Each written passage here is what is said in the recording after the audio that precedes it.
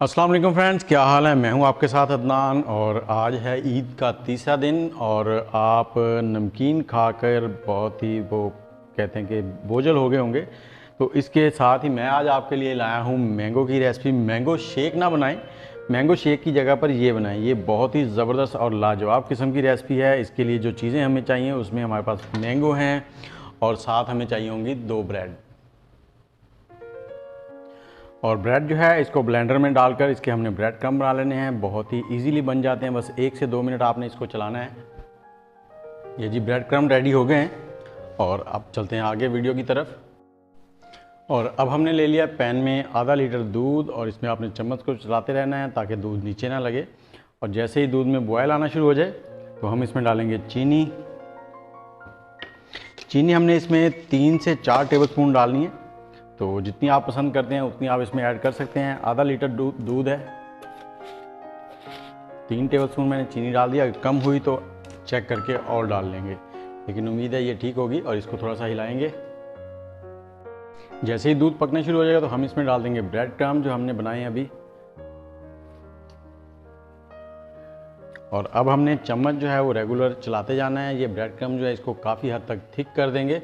और इसके साथ ही हम इसमें थोड़े से ड्राई फ्रूट्स भी डालेंगे।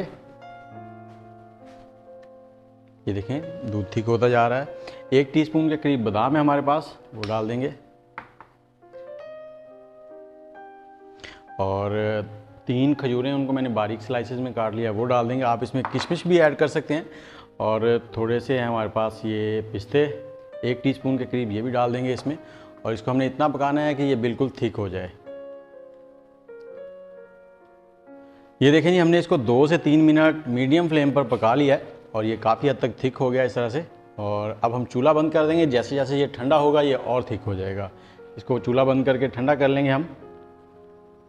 जी फ्रेंड, जो बैटर हमने तैयार किया था उसको हमने एक बाउल में निकाल लिया है, ठंडा हो गया है। और एक आम जो कि 300 ग्राम के करीब था उसका हमने ये पल्प बना लिया। ये पल्प हम इसमें शामिल कर देंगे।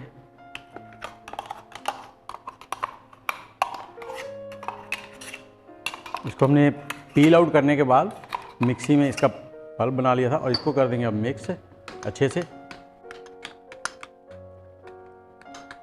और इसके बाद मैंने ये थोड़े से क्यूब्स काट लिए हैं मैंगो के।